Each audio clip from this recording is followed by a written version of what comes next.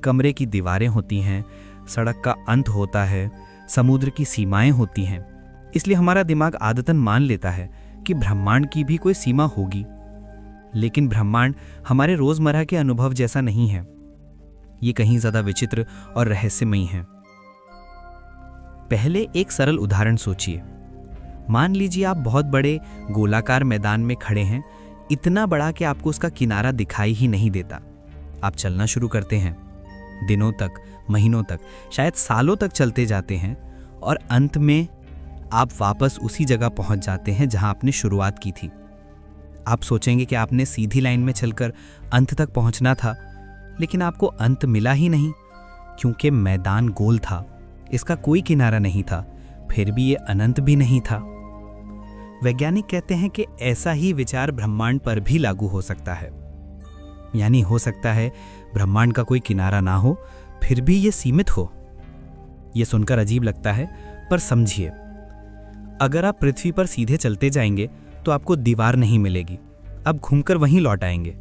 इसका मतलब पृथ्वी का कोई किनारा नहीं, लेकिन पृथ्वी अनंत नहीं है, वो बस गोल है। अब सोचिए, यही तर्क 3 डायमेंशन में लागू हो जाए।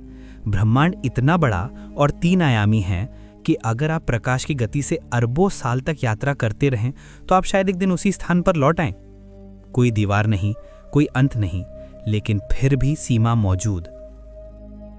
ऐसी संभावना वैज्ञानिकों ने ब्रह्मांड के शेप यानी आकार को समझकर पेश की है। ब्रह्मांड 3 मुख्य शक्लों में से किसी एक जैसा हो सकता है।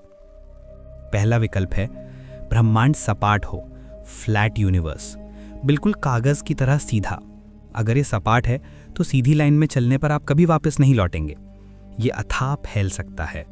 सपाट ब्रह्मांड को समझना आसान है, क्योंकि भौतिकी के नियम इसी आकार में सबसे आराम से फिट होते हैं। दूसरा विकल्प है ब्रह्मांड गोल हो, स्फेरिकल यूनिवर्स, ये पृथ्वी की तरह लेकिन 3 आयामों में मुड़ा हुआ। अगर ऐसा है तो ब्रह्मांड सीमित होगा, पर बिना किसी किनारे के।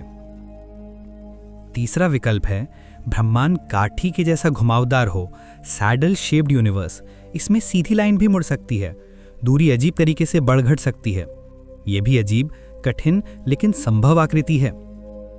अब सवाल यह है कि इसमें से सही कौन सा है। जब वैज्ञानिकों ने कॉस्मिक माइक्रोवेव बैकग्राउंड को मैप किया तो उन्हें पता चला कि ब्रह्मांड लगभग बिल्कुल सपाट है।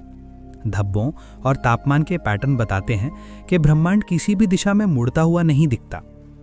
ये वैसा ही है जैसे एक बहुत बड़ा मैदान, इतना बड़ा कि आपको गोलाई महसूस भी ना हो। इसका मतलब हो सकता है कि ब्रह्मांड इतना विशाल है कि उसकी वक्रता इतनी कम है कि हमारे इंसानी दृष्टिकोण से वो पूरी तरह सपाट लगता है। लेकिन ध्यान दीजिए, ये सिर्फ दिखता है, असली सच कहीं ज्यादा बड़ा हो सकता है। अब सबसे दिलचस्प बात आती है, अगर ब्रह्मांड सपाट है तो ये 2 ही में से एक होना चाहिए। या तो ये अनंत है, या इतना बड़ा है कि हम उसके किनारे या आकार को कभी महसूस नहीं कर पाएंगे।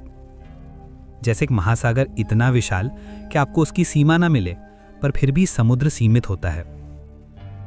कुछ वैज्ञानिक मानते हैं कि ब्रह्मांड अनंत है, मतलब तारे, गैलेक्सियां, अंतरिक्ष हमेशा चलते रहेंगे, कभी खत्म नहीं होंगे। अगर ये सच है तो हमारे जैसे ग्रह, हमारे जैसे लोग कहीं ना कहीं फिर दोबारा भी हो सकते हैं। अनंत ब्रह्मांड का मतलब संभव स्थितियों का अनंत बार होना। ये विचार ही दिमाग को हिला देता है। दूसरी तरफ कुछ वैज्ञानिक मानते हैं कि ब्रह्मांड सीमित है, लेकिन इतना बड़ा कि हम उसके आकार को कभी समझ नहीं पाएंगे। हमारे पास समय, ऊर्जा, तकनीक कुछ भी इतना नहीं कि हम उसे माप सकें। यह ऐसा है जैसे एक चींटी फुटबॉल के ऊपर चल रही हो। उसके लिए गेंद सपाट लगती है, लेकिन हम जानते हैं